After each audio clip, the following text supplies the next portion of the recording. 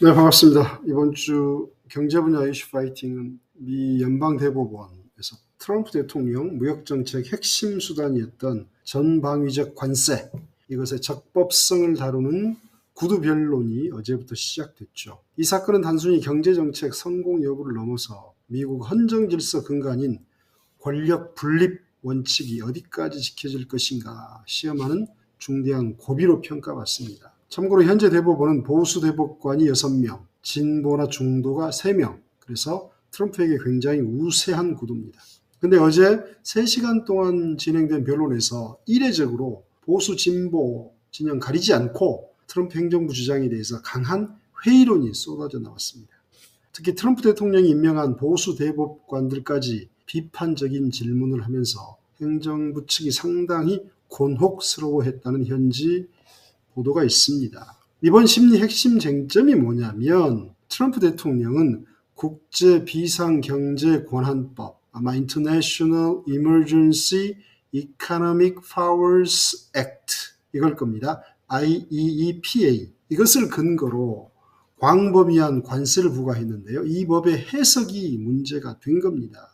IEEPA에 따르면 대통령은 국가 비상사태를 선포할 경우에 한해서 수입을 규제할 수 있는 권한을 부여한다고 돼 있습니다. 즉 행정부는 이 관세가 무역적자 해소와 국가안보 강화를 위한 규제 행위일 뿐이다. 이렇게 주장을 하고 있고 민주당이나 법원에서는 국가 비상사태에 준한 상황이 아니다. 그리고 이것은 규제 행위가 아니라 헌법상 의회 권한인 세금 부과다. 이렇게 보고 있는 거죠. 보수 성향의 존 로버츠 대법원장이 뭐라고 했냐면요. 세금 부과는 헌법상 의회에 주어진 핵심 권한이다. 이렇게 강조했습니다. 대통령의 외교 권한이 이를 압도할 수 없다고 지적한 거예요.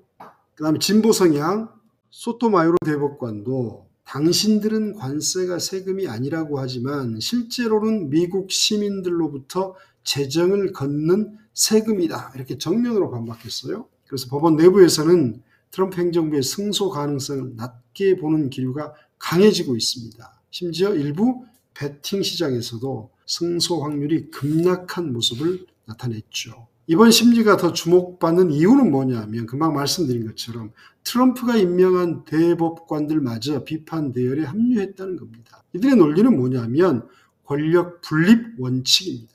에이미 코니 베럿 대법관은 뭐라고 했냐면 역사상 어떤 대통령도 수입 규제라는 문구를 근거로 관세 부과 권한을 주장한 적이 없다라고 지적했습니다. 즉 의회가 대통령에게 이토록 전면적인 권한을 위임했다고 볼 수 없다는 겁니다. 행정부가 모호한 법적 근거, 윤석열의 비상대권 같은 이런 법적 근거를 가지고 의회의 핵심 기능을 침해하려 했다는 강한 비판으로 읽힙니다. 닐 고서치 대법관은 한 걸음 더 나갔어요. 만약 대통령이 IEPA로 무제한적 권한을 갖게 된다면 의회가 이를 되찾아올 방법이 거의 없다. 즉 일방적 권력 축적의 문제가 생긴다라고 경고한 겁니다. 이것은 대법원이 경제적 파장이 큰 사안에 대해 의회가 명확히 위임하지 않은 권한을 행정부에 인정하지 않겠다라는 주요 사안 법리를 적용하겠다라는 의지를 내비친 겁니다. 주요 사안 법리, Major Questions Doctrine, 이것을 적용했다라는 의지를 내비친 거죠. 연방대법원 밑에 하급심 법원들, 국제무역법원, 연방항소법원 모두 이 관세 조치가 불법이라고 이미 판결한 상황도 행정부에는 부담이죠.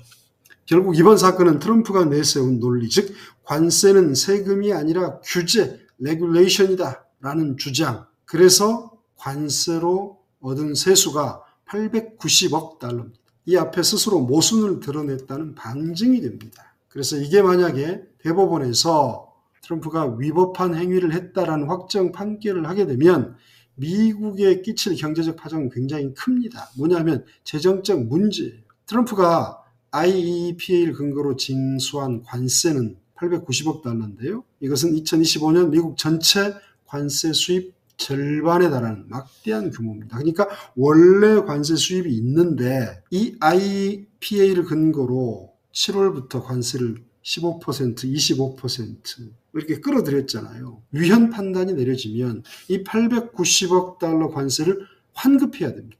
재무부는 법적으로 이 금액을 수입 기업들한테 돌려줘야 되잖아요. 문제는 이 거액을 재무부가 즉시 마련해야 된다는 겁니다. 그래서 방법은 하나밖에 없다.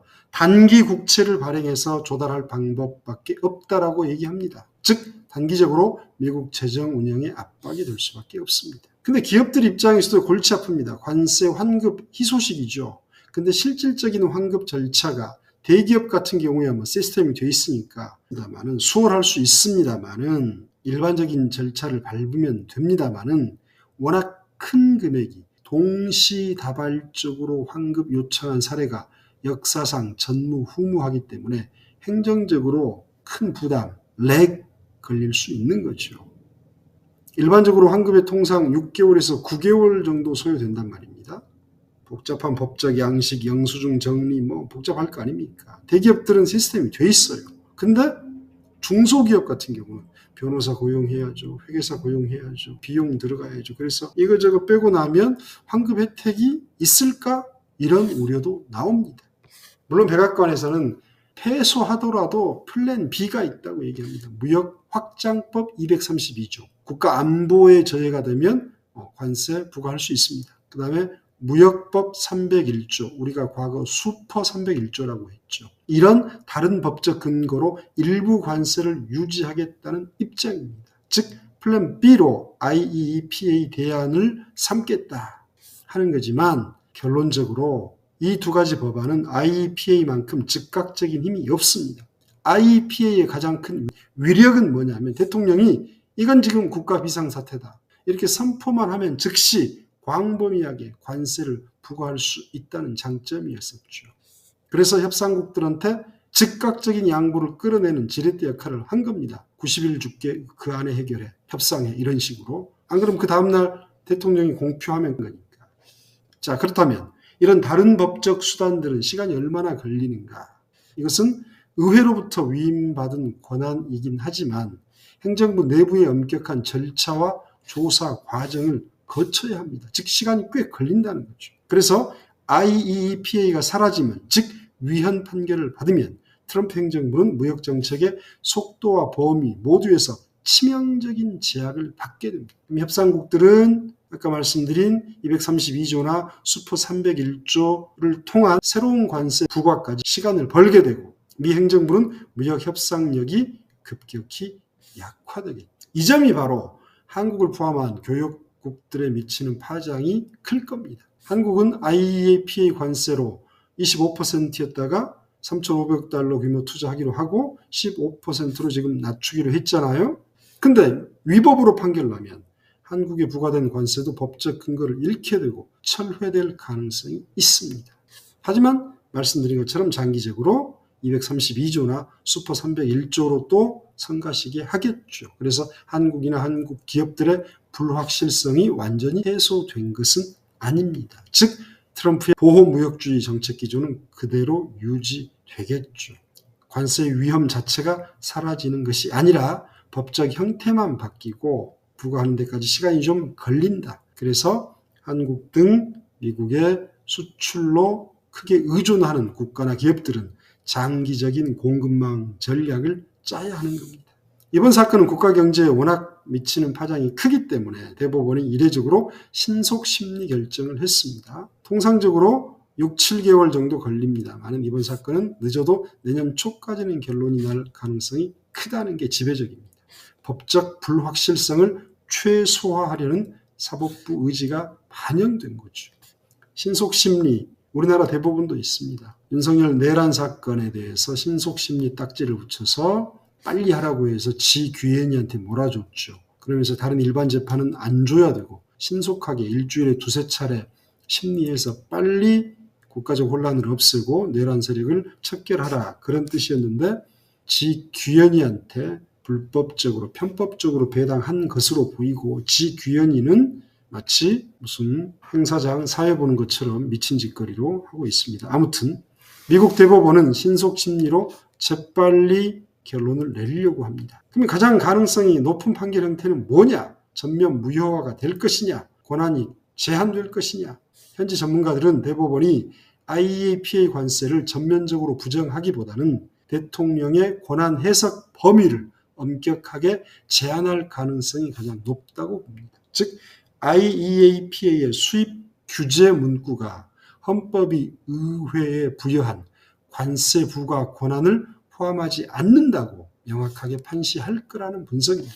결국 이번 대법원의 판결은 트럼프 행정부의 무역정책에 제동을 거는 것을 넘어 향후 모든 미국 대통령이 국가 비상사태라는 명목으로 의회의 관세 권한을 무력화시키지 못하게 만드는 영구적인 법적 경계선을 설정하는 역사적인 판결로 남게 될 것입니다.